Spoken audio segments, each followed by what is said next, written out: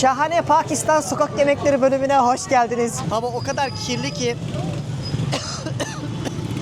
sürekli boğazın kuruyor. Masala patates yapıyor.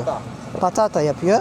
Buradaki hava kirliliği insan ömründen yaklaşık 7 yıl çalıyormuş. Çöpten geçilmiyordu dışarıdaki mahalleler. Şehrin merkezi de böyle.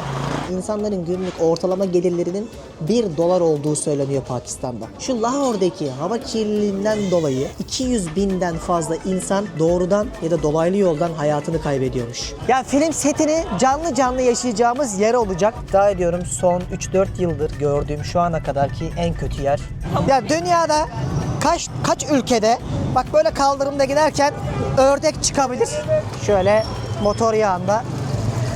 Dünyanın en pis, en kirli havası burada. Burada günlük eğer sokakta dolaşırken aldığınız nefesin karşılığını bana sorarsanız ne derim biliyor musunuz? İnternette yaptığım araştırmalara göre. 7 sigaraya denk, 7 arkadaşlar. İnsan zor geçiyor, tuk girmiş. Bizden başka hiç turist yok. Sizlere iyi seyirler, bize de harika bir Pakistan gezisi olsun. Başlıyoruz. Türkiye'nin lider su arıtma markası Aura Sebilon Unique sunar.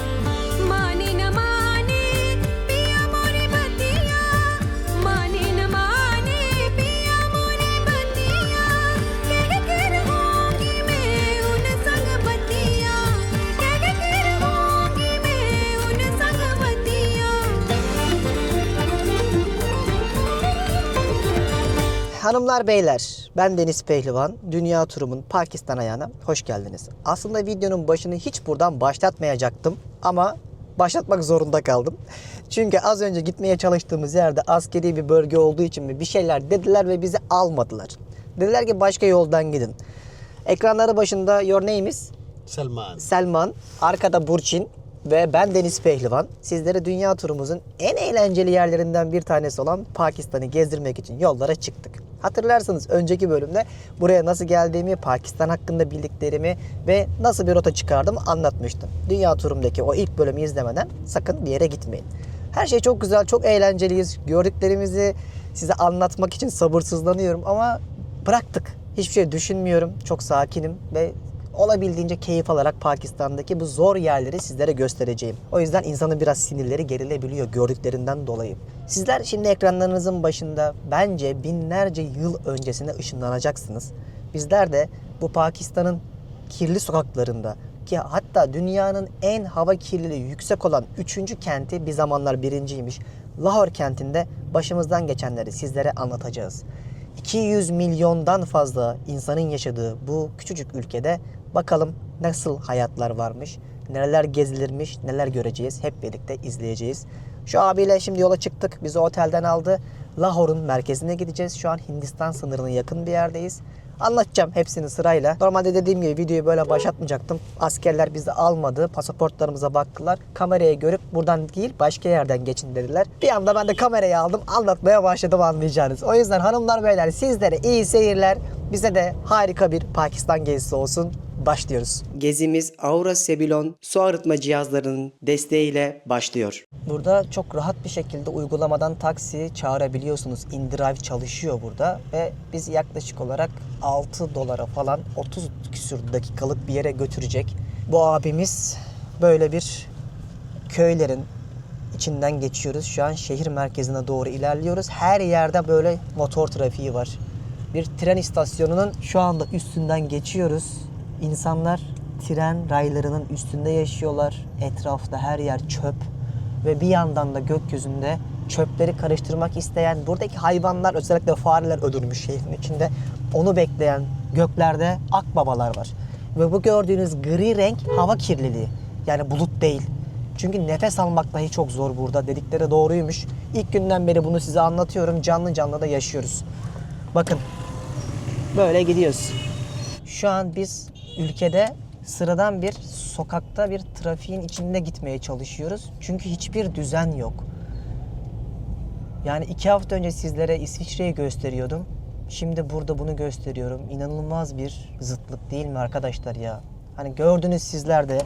Bakın burada da böyle bir kaostayız. Her yer elektrik kablosu, her yer toz. Gerçekten konuşurken bile sürekli boğazımız kuruyor. Yani dünden beri kaç kere su içtik boğazımız kurumasın diye. Hava kirliliği, felaket, toz, toprak. O yüzden insan geriliyor birazcık gezerken buralarda. Şu an bulunduğumuz yer dedim ya, Hindistan'ın aslında sınırına yakınız ki sonraki bölümde izleyeceksiniz. Onların çok ünlü, dünyaca meşhur bir sınırda birbirlerinde olan bir gösterileri var. Askerlerin yaptığı, onu da size anlatacağım.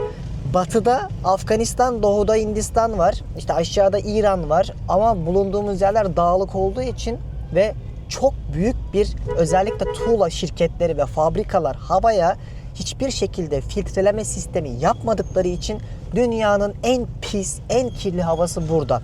Burada günlük eğer sokakta dolaşırken aldığınız nefesin karşılığını bana sorarsanız ne derim biliyor musunuz? İnternette yaptığım araştırmalara göre 7 sigaraya denk, 7 arkadaşlar. Ve biz şu anda bu Hindistan sınırına yakın Lahore kentinin biraz dışında iyi bir bölgede kalıyorduk. Merkeze doğru gidiyoruz ve 30-33 dakikalık bir yolculuğumuz olacak. Çok virane yerlerden geçiyorsunuz ve bir yerler... Allah'ım, kural yok çünkü. Sürekli geriliyorsun. Bazı yerlerde polis, askerler resmen sınır varmış gibi korumalar yapıyorlar ve oradan direkt merkeze ya da zengin bölgelere giriyorsun. Trafikte hiçbir kural yok. Tamamen her şey Hindistan'daki gibi kornayla yönetiliyor. İddia ediyorum son 3-4 yıldır gördüğüm şu ana kadarki en kötü yer burası oldu diyebilirim.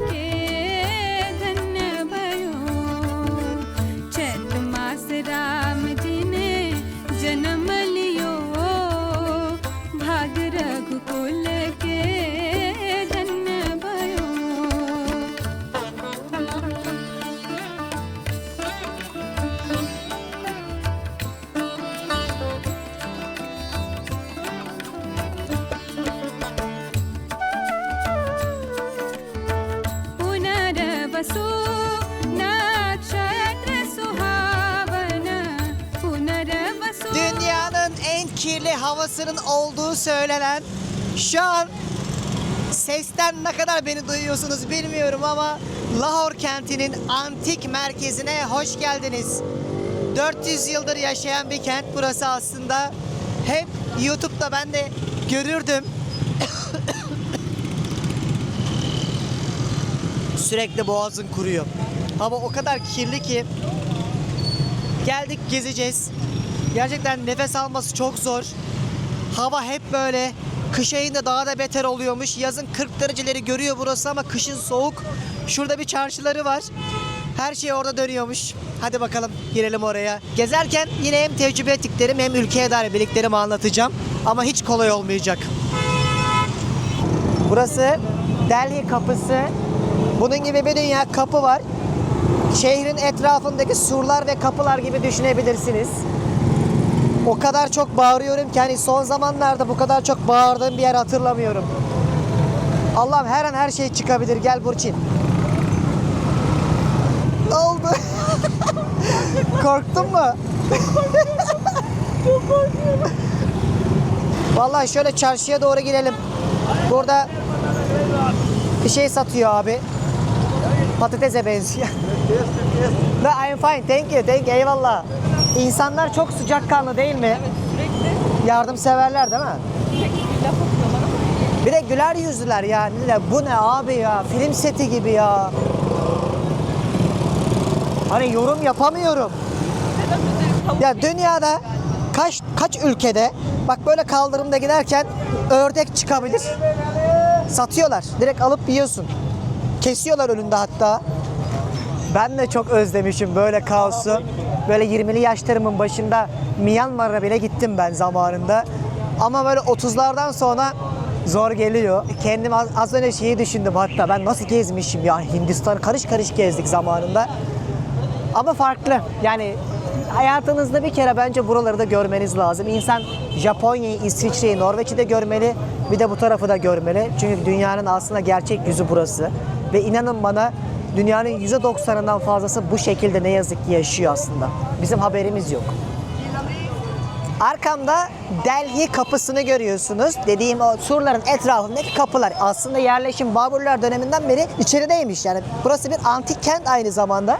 Gezeriz şimdi içeriği ama dikkatimi çeken bir husustan size bahsedeyim. Burası aslında Hindistan, Pakistan, Afganistan ve Bangladeş gibi ülkeler zamanında İngiltere'den ayrılmış ülkeler. Ve Pakistan'ın Müslümanları diyorlar ki biz şehirlerin isminden Pakistan ismi geliyor. Adını böyle koyuyorlar devletin. Müslümanız, kendimize ait bir ülke kuracağız diyorlar. Öyle kuruluyorlar.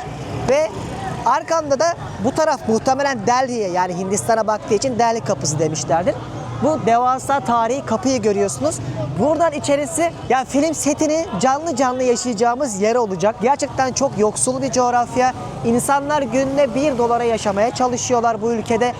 300 milyar dolar gayri safi milli hasılaları var ama 260 milyon kişi yaşıyor. Yani adil bir şekilde dağıtsak bile kişi başı yıllık gelirleri sadece $1000. Türkiye'nin 10-12 bin dolar seviyesinde.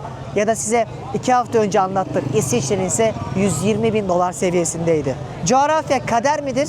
Yoksa her toplum kendi kaderini birlikte sinerji yaratarak kendime hazırlar?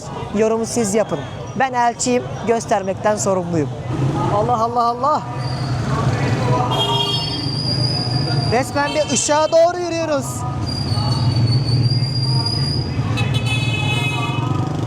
Gerçekten benim de hani uzun zamandır gördüğüm en ilginç yerlerden birisi. Yani diyeceksin ki Deniz, gidecek yer mi kalmadı Pakistan'a gittin? Evet, kalmadı.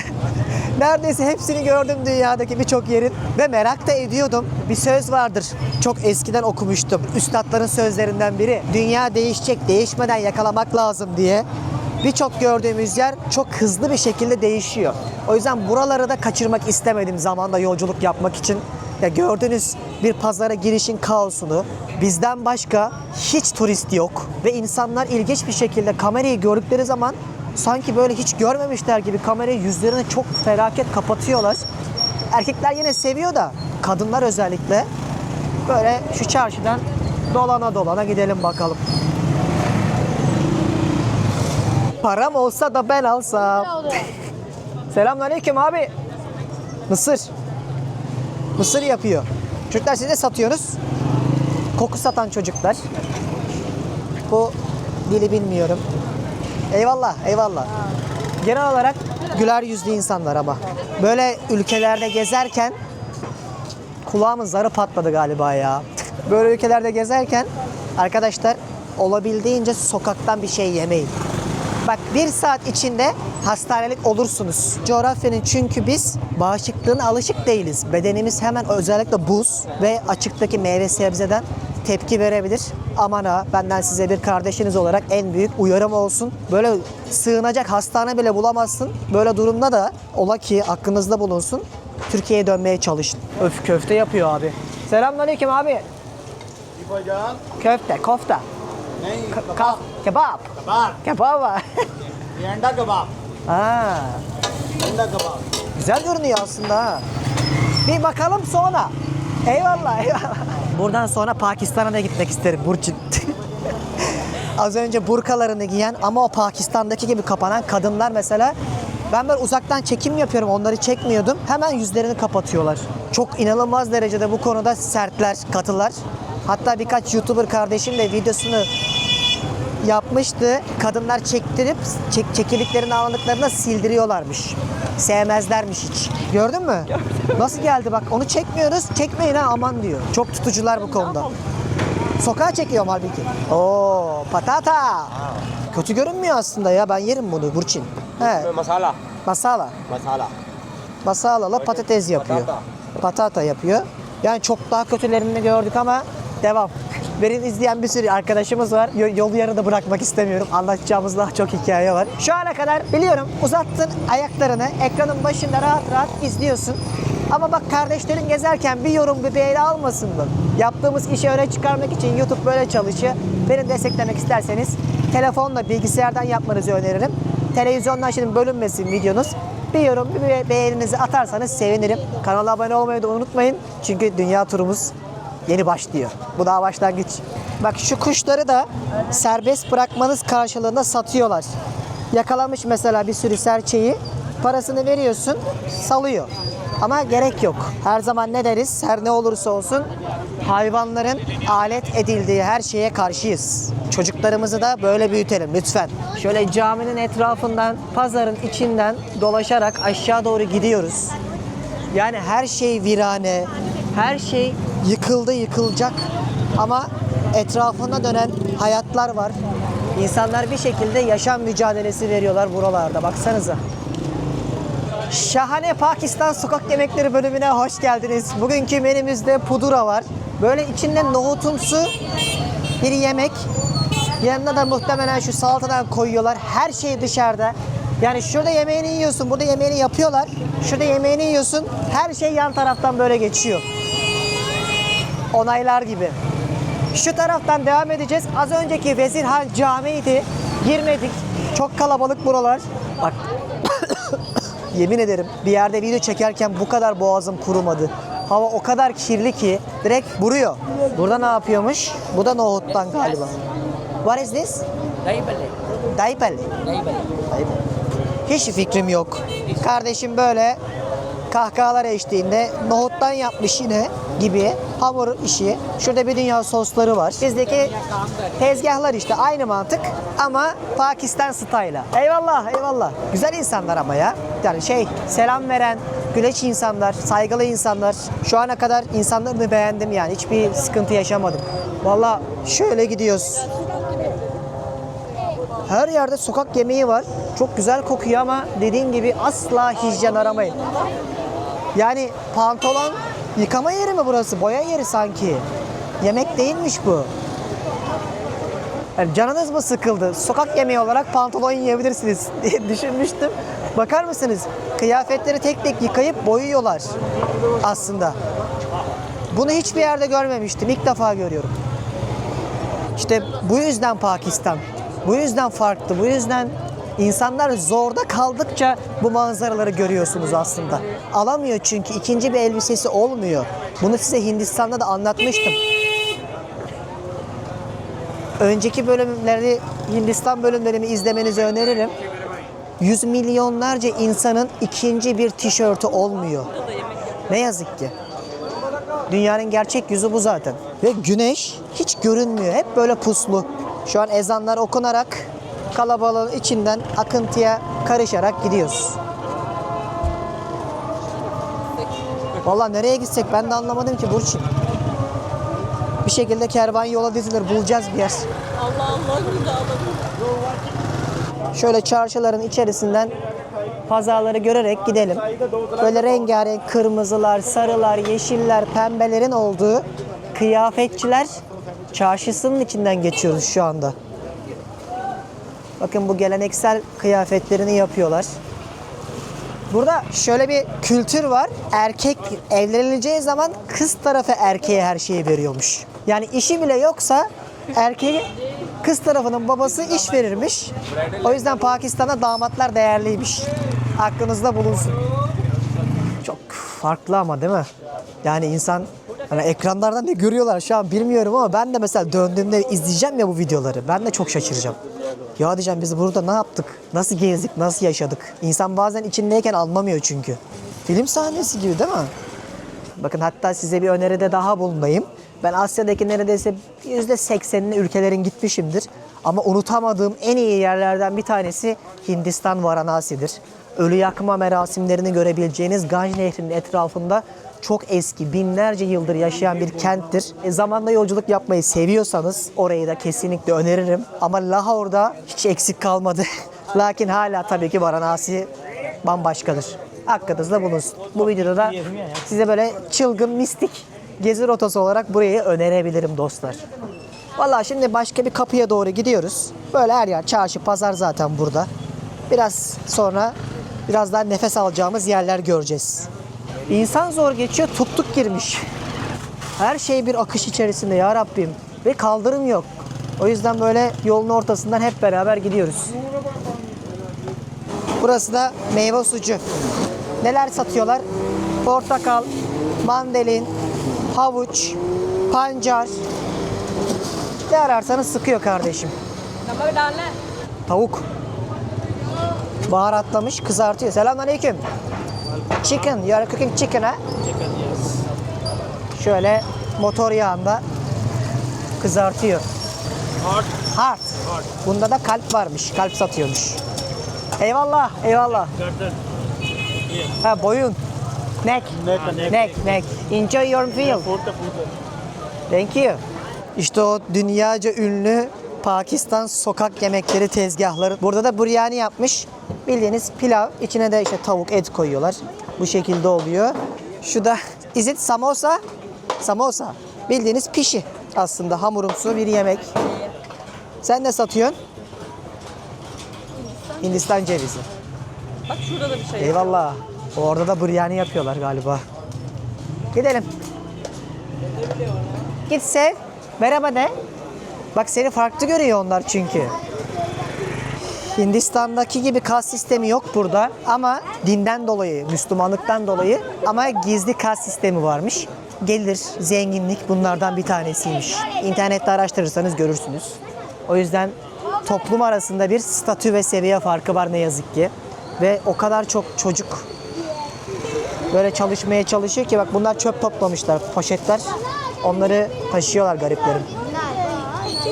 Ne oldu? Saçına şey yapıyor değil mi? Saçına bakıyor. Sen onlara farklı geliyorsun işte. O yüzden bunu Hindistan'da da mesela çok dokunmaya çalışırlar. Saçıma dokunmak için böyle yap. Yaparlar. Ama mesela Hindistan'daki kas sisteminden dolayı dokunma.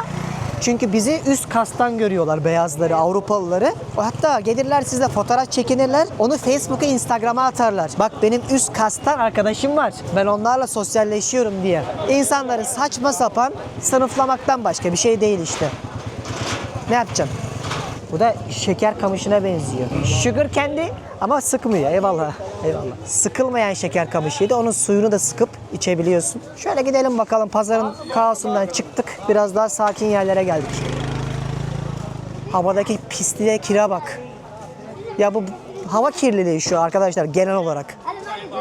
İnternette bunun bir dünya videosuna bakabilirsiniz. Dünyanın bir yer en kirlisiydi burası. Şimdi Hindistan'daki bir yer falan geçmiş burayı.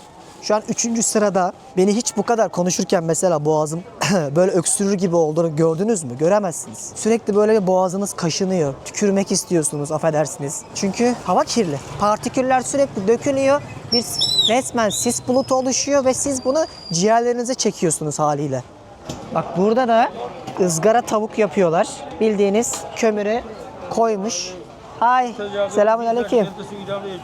Chicken. Tavuk şiş. Eyvallah. Bir şey diyor abi. Beni çek diyor Burçin. Oradan laf attı ekmekçi. Şen kardeşler pide.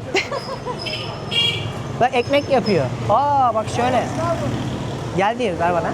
Şöyle içeriden çek diyor. Geldim abi. Aa bu şekilde direkt.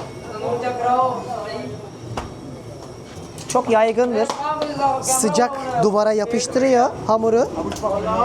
Bu şekilde ekmek yapıyorlar. Çok da lezzetli olur. Ne kadar seri kardeşim ya. Eyvallah abi eyvallah. Yani çöpten geçilmiyordu dışarıdaki mahalleler. Şehrin merkezi de böyle. Her yer bu şekilde ne yazık ki. Çok büyük bir çöp kirliliği var. Çöp adaları var ya bu ülkede. O yüzden bu konuda çok geri kalmışlar. Güzel yerlere doğru ilerleyeceğiz. Şurada bir kale görüyorsunuz, surlar. Onun iç tarafına doğru gidelim. Ya öğlen saat 3'te hava böyle bakar mısınız? Çok basık bir hava var şu anda. Burası da tekerlekçiler çarşısı. Olsa gerek. Herkes böyle tekerlek satıyor. Bakın size havadaki pisliği ve tozu şöyle anlatayım. Yaprakları görüyor musunuz? Full tamamen bütün her yeri toz kaplamış. Buradaki fabrikalar hiçbir şekilde filtreleme sistemi kullanmadığı için bacalarından çıkan her şey gökten insanların üstüne dökülüyor. Sıradan bir park görüyorsunuz. Burası çöl değil, bir şey değil. Bakar mısınız şuranın rengine?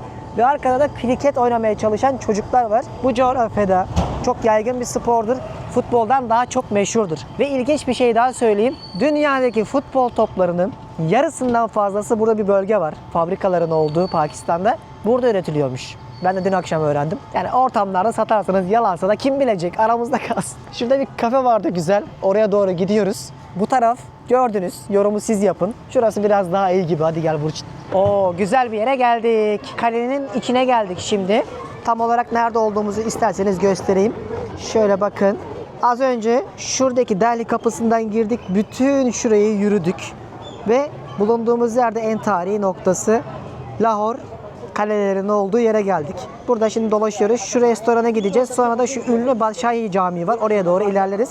Havali restoran da şurası. Oradan manzara çok güzel görünüyordu. Gelmişken bir bakalım, hadi gelin.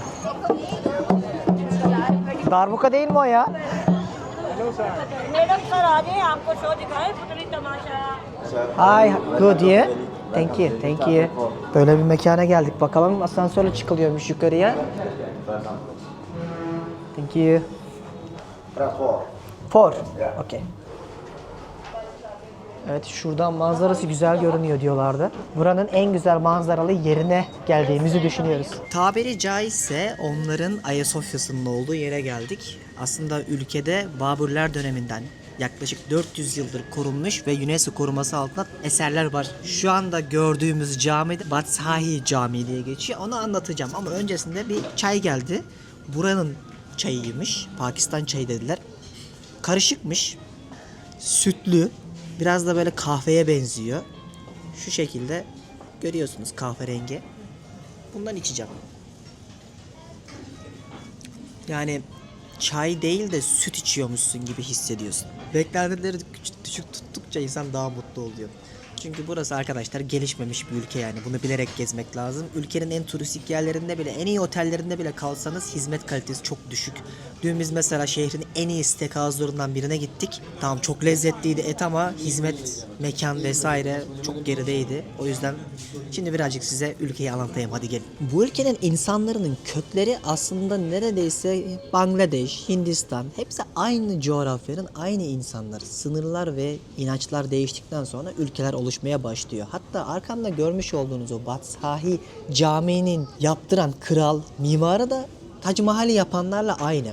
Zaten uzaktan baktığınızda o kubbeleri falan gördüğünüzde Tac Mahal'i direkt andırıyor size. Zaten ülkenin de en önemli turistik ve pazarladıkları yapısı bu. En büyük kenti bu arada Karachi, başkentleri İslamabad. Burası da en turistik ve tarih anlamında zengin yeri olarak biliniyor. Bununla beraber kulelere baktığınız zaman böyle hafif bir eğiklik görüyorsunuz. 2 derece yamuk olarak yapılmış zamanında. Hani ola ki bir gün deprem olursa dışa doğru kuleler yıkılsın diye böyle bir mühendislik harikasını da o zamanlar yapmışlar, düşünmüşler. Bir arada burası 100.000 kişinin namaz kıldığı, ibadet edebildiği yermiş ve dünyanın en büyük cami olarak geçiyormuş. Günümüzde de en büyük ilk 20 camiden bir tanesiymiş. İşte bu kentte 13 milyon kişi yaşıyor. 260 milyonluk ülke aslında dünyanın en büyük ülkelerinden bir tanesi. Ve aynı zamanda İslam ülkeleri içerisinde özellikle askeri anlamda güçlü ülkelerden bir tanesi. Çünkü nükleer tesisleri var. Ve İslam ülkeleri içerisinde ilk nükleer bombası olan ülke Pakistan'mış mesela. Ama ne yazık ki bu ülke hiçbir şekilde gelişememiş ve yolsuzluk, iç kargaşa, sınır mücadeleleri derken ki eğitim de olmadığı için ülkenin %58'i okur yazar değil, bir türlü parlak bir geleceğe sahip olamamış Pakistan ülkesi. Dünyanın en kalabalık 5. ülkesinde kadınları yıllarca okutmamışlar. Öyle ki Taliban biliyorsunuz aslında Pakistan'dan çıkmadır. Buradaki talebelerin kurmuş oldukları medreseler, çünkü eğitim sistemi çok iyi olmadığı için dini okulların olduğu medreselere gönderiyorlarmış zamanında burada ve Taliban yani öğrenci demek, talebe demek. Taliban kelimesinin kökü buradan çıkmış. Ve hatta bu ülkenin Nobel ödülü alan bir kadın var. 17 yaşında mı ne alıyor? Bu Taliban'ın elinden kaçıp başından geçenleri anlatıyor. Hala günümüzde de kuzeyde ve işte batıda olduğu söyleniyor bu Taliban'ın ve yıllarca bununla mücadele ediyor ülke. Hatta hata yaptıklarını da kabul ediyorlar çünkü ülkenin gelişmesinde çok büyük bir engel olarak karşılarına çıkıyor. Çocuklar okumasın diye ellerinden geleni yapıyorlar. Din adı altında zorbalık yapıp insanları kaçırıp öldürüp emir deyip insanlara zulmediyorlar. Ve bu ülkede işte eğitim bir şekilde ilerlemiyor. Ve olur da bir gün Pakistan'a gelirseniz neredeyse herkes de İngilizceyi biraz da olsa konuşabilirsiniz. Urduca resmi dil olsa da 70'ten fazla dil konuşuluyor bu ülkede ve insanların çok büyük kısmı İngilizceyi kabul etmişler zaten resmi dil olarak da konuşuyorlar. reklam panolarında, sokaklarda, televizyonda her yerde İngilizceyi görüyorsunuz. İnsanlar aynı zamanda da günlük hayatlarında bunu kullanıyorlar. İşte bu kadar çok dilin konuşulduğu yerde 1970'lerde hatta buraya Sovyetler de geliyor. Sonra işte çok büyük mücadeleler oluyor. Sonra Taliban çıkıyor derken 2000'lere kadar bu ülke neredeyse hiç gün yüzü görmemiş. Zaten bu askeri olarak da o nükleer tesisleri yaptıkları yıllar 80'ler 90'lar. Para olmadığı için de halk kalkınamamış. Kalkınamayan halk da eğitime odaklanamamış ve bir şekilde Pakistan gün yüzü görmemiş tabiri caizse. Ve bugün bu kadar kalabalık bir nüfusun olduğu ülkede dediğim gibi insanlar hala çok düşük paralarla yaşamaya çalışıyorlar ki insanların günlük ortalama gelirlerinin $1 olduğu söyleniyor Pakistan'da. Diyeceksiniz ki hani Lahore kentine geldin, hava çok kötü, görecek hiçbir şey yok. Peki burada insan niye yaşar? Ne yapıyor bu insanlar? Yaşayamıyorlar zaten. Hayat standartları o kadar düşük ki yol yok, altyapı yok, eğitim yok, sağlık yok. Sadece paranız varsa bunların büyük bir çoğunluğuna zaten erişemeyeceğini toplum bunu kabullenmiş. Ancak zenginler erişebilir diyorlar.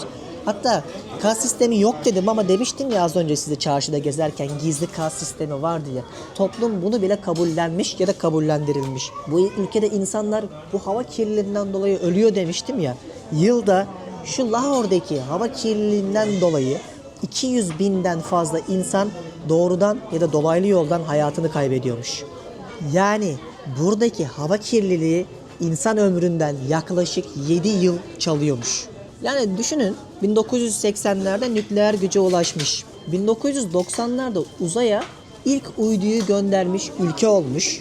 Ama Bangladeş, Hindistan'daki gibi işte en kirli 3. şehrinde sahibi Pakistan olmuş. Yani bu kadar iyi şeyler yaparken bir yandan da bu ucunu ne yazık ki kaçırmışlar. Hiçbir altyapı sistemi olmadığı için. Ama son yıllarda diyorlar ki özellikle tuğla fabrikalarını kapatacağız. Onlarda çünkü hiç filtreleme sistemi yok. Hatta arabalara dahi ceza getireceğiz diyorlar ama durum ne yazık ki bu şekilde. İşte böyle ülkelerin en büyük sıkıntısı demokrasi varmış gibi görünse de istikrarın olmamasıdır. 1947'de Hindistan'dan ayrıldıktan sonra hemen bir ülkeyi kurmaya karar veriyorlar ve başbakanları daha ilk seçimden sonra vuruluyor. O yüzden sürekli bir istikrarsızlığın olduğu coğrafya olan Pakistan'da ne yazık ki hiçbir başbakan göreve geldikten sonra görevini tamamlayamamış. Kadın başkanları da zamanında başbakanları da Taliban öldürürmüş. O yüzden bir taraftan uydular yapıp askeri olarak güçlenmeye çalıştığını söyler. Ülke aynı zamanda diğer taraftan da aşağı çekilmiş. İşte günümüzde Hindistan'dan ayrılmasına rağmen ülkede Hintçe televizyon programlarının dahi yapılması yasak olan bu coğrafyada ne yazık ki bir tarafta eğitimsizlik, bir tarafta yolsuzluk, bir tarafta istikrarsızlık derken günümüzün Pakistan'ı bir şekilde gülememiş. O yüzden buraya geldiğinizde göreceğiniz en ünlü yapısı da işte az önce size bahsettiğim cami. Birazdan girmeye deneyeceğiz. Daha güzel bir günde yine geliriz fotoğraf çekmek için. İnşallah hava kirliliği ya da bulut ya da sis olmazsa. Ama daha çok kış aylarında böyle bir hava sizi karşılıyormuş. Aklınızda bulunsun. Yazın da çok sıcak olurmuş. Çayı sevmedim. Buradan artık ayrılabiliriz. Yani normalde içeriye girecektik ama ayakkabıları falan çıkartıyorlar ve şu an çok soğuk. Daha güneşli bir günde gelelim dedik. O yüzden sonraki bölümlerde size anlatırım. Şu ana kadar şehirde de turistik anlamda en çok kalabalık olan yer burasıydı. Ama böyle güneş olduğunda nasıl 2-3 gün daha buradayız. O zaman daha keyifli gezmek gerekiyor burayı. Zaten bir saat sonra da kapanacakmış. Böyle girişi olan işlemeli güzel bir yerde. Buralarda dedim yani fotoğraf çekmeyi sizin de çok seviyorlar diye. Pakistan'da da öyle. You can take a photo. Peki. Selfie? Sırayla değişecekler herhalde. Onlar maksat onların işi görürsün. Biz hep geliriz. Thank you. Abi ben anlamadım. Bizi ünlü falan sanıyorlar. Baksana.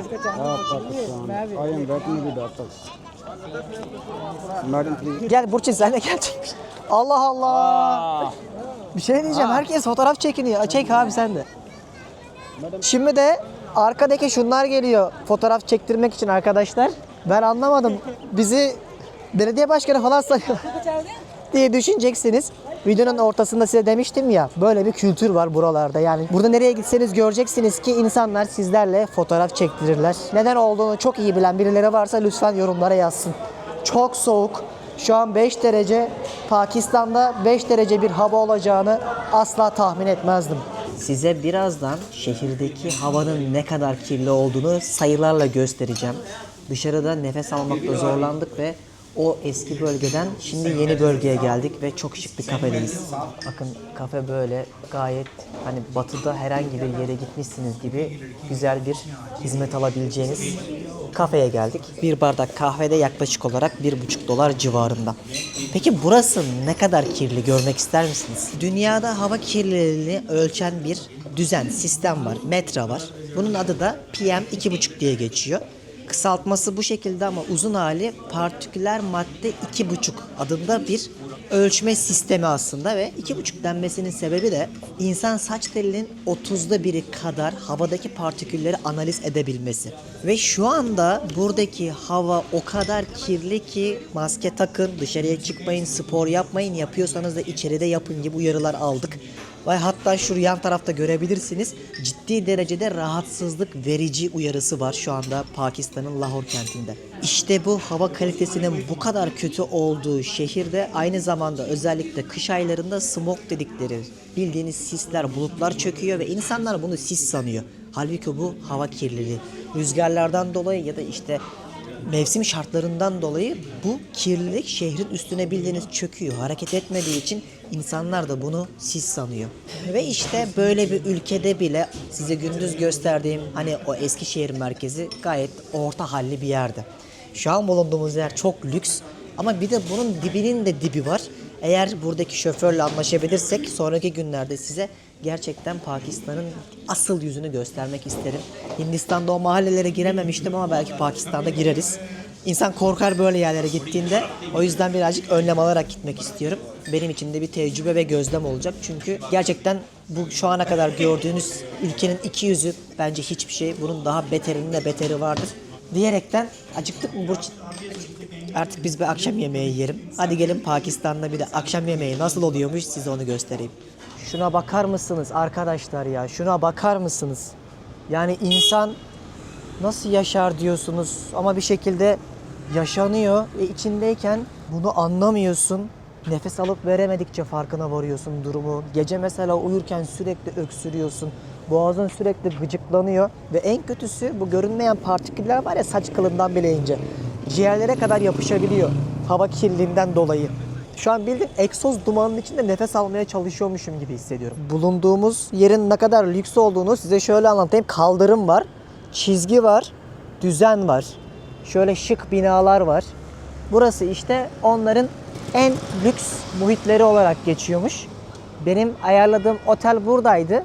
İlk günde ikilemde kalmıştım. Ya burası iyi hali mi kötü hali mi derken dedim ki hani zincir oteller varsa iyidir muhtemelen diye. İnsan sabah gittiğiniz yerleri idrak edince aslında iyi bir yerde otel tuttuğunu farkına sonradan varıyor. Ama şükür buralar yine güzel. Diyeceksiniz ki Pakistan evet şartlar böyle evet. Sizler gelmezsiniz. %99'unuz gelmeyeceksiniz ama bizim için böyle ince küçük detaylar bile önemli. Ya böyle bir şey olabilir mi? Sürekli boğazım şey oluyor ya. Zor yerler tatil asla gelinmez. Böyle bizim gibi macerayı seviyorsanız gidecek ülke kalmadıysa belki bir nebze. Restoranın ismi şu Ambar Sariya Restoranı. Yukarıda yer yoktu. Bir de çok işimize de sinmedi hijyen olarak. Başka yere bakıyoruz. Ama size gördüğüm bir şeyi söyleyeceğim. Şöyle trafoları görüyor musunuz? Bakın bütün kablolar kaosun ortasında bile olsa kaldırıma bir şekilde konuyor. Anlamıyorum bunu. İnsanlar ateş yakmışlar, ısınmaya çalışıyorlar. Gidelim bakalım. Bir şekilde karnımızı doyuracağız. Akşam daha da buz oldu var ya. Hayatta böyle bir Pakistan beklemezdim. Sıfırdır değil mi? Sıfır. Gösteren 2-3 derece çünkü. Yemek yemeye giderken bile şöyle ortamlardan geçiyorsunuz. İnsanlar akşam sokakta yine bir şeyler yiyip içmeye devam ediyorlar. Bunlar büfeler, küçük kafeler, marketler. Her şey kaldırımda bile yaşanıyor bakar mısınız? Şöyle bir steakhouse. Biz dün de gelmiştik buraya. Çok güzeldi. Yani vale male var düşünün. Hizmette sınır yok. Baksana dry age etler yapıyorlar. Girelim bakalım. Hello, good evening. How are you? Yani az önceki yerle buranın arasında bile dünya kadar fark var. Şöyle bir mekan var. Bir et yiyeceğiz. Yaklaşık olarak 4000-5000. Aa çok ucuz ya. $15 falan. Hani $20 bile değil. Bildiğiniz dry age steak yapıyorlar. Ortam da bu. Pakistan şartlarında yine iyi bir yere geldik. Çok açız. Gözlerin altı gitmeye başladı yorgunluktan. Bir karnımızı doyuralım hadi. Şimdi çok güzel etler söyledik. Normalde burada yerel yiyeceğimiz bir dünya yemek var ama yerel yemeklerde tabii ki yeriz önümüzdeki günlerde. Ama şöyle güzel bir yakında restoran bulmuşken bu saatlerde hava da soğuk. Ve bu kocaman steak arkadaşlar TL olarak 700 lira falandı. Oldukça da uygun. Çok güzel. Videonun kapanışını yapmayı unuttum. Hayatımda Pakistan'da bu kadar üşüyeceğimi şu kadarcık olsun tahmin etmezdim. Bu ne soğuk? Resmen kışın ortasında geldiğinizde bu dondurucu soğuğa hazır olmazsanız Pakistan'ın akşamları sizi çarpabilir. Aklınızda bulunsun. Gördünüz böyle bir yerde Pakistan'ın Lahore kenti, sokaklar, kaos, karmaşa, insanların yaşam mücadeleleri zor yerler. Yani asla bir Pakistan'ın geldi tatile gideyim diyeceğiniz yerler değil.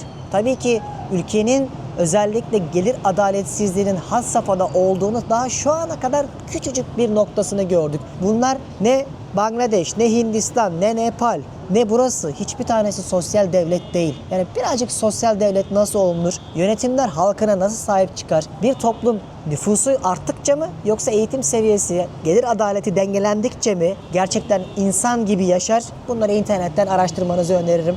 Ben elçiyim. Gittiğim yerlerde size küçük mesajlar verip olanı göstermek zorundayım. Ama buralar insanlığın bittiği yerler arkadaşlar. Bakın Afrika'dayken size Tanzanya Zanzibar adasında hala dünyada 30 milyondan fazla köle insan var demiştim. O videolarımı izlemenizi öneririm. Ve büyük bir çoğunluğu da bu coğrafyalardan, gelişmemiş ülkelerden çıkıyor ne yazık ki. Yani Afrika'dan çıkıyor, Asya'dan çıkıyor. Bunu demeye çalışıyorum ve insanlar ne yazık ki çocuklar hala sömürülüyor. Günümüzde bile birçok insanı çocuğu, kız, erkek ayırt etmeden çalıştırıyorlar çocuk işçileri. Ne yazık ki dünyanın vicdanı yoktur. Ve gelir adaletsizliği de insanları çaresiz bıraktırıp hani ölümden korkutup işte sıtmaya razı etme olayı var ya, bu şekilde yönetilir dünya. Ve gelir adaletsizlikleri de bunun en başında gelir. O yüzden bu ülkede çok büyük kanayan yaralar göreceğiz önümüzdeki bölümlerde. Sokaklar inanın bana şu ana kadar bile iyi. Yani bir sonraki bölümlerde benim bazı çalıştığım yerler var. Onlar da şok olacağız. Buraların çok acı hayat parçaları olacak. Sizlere bunları da anlatmaya çalışacağım. Gerçekten çok soğuk bir hava. Elimden geldikçe size bir günümü Pakistan'da göstermeye çalıştım. Yorumlarınız varsa yazarsınız. Dünya turunda gittiğim her yerden böyle içerikler yapmaya devam edeceğim. Şimdilik benden bu kadar. Bir sonraki bölümde Pakistan'da görüşmek üzere. Hoşçakalın. Türkiye'nin lider su arıtma markası Aura Sebilon Unique sundu.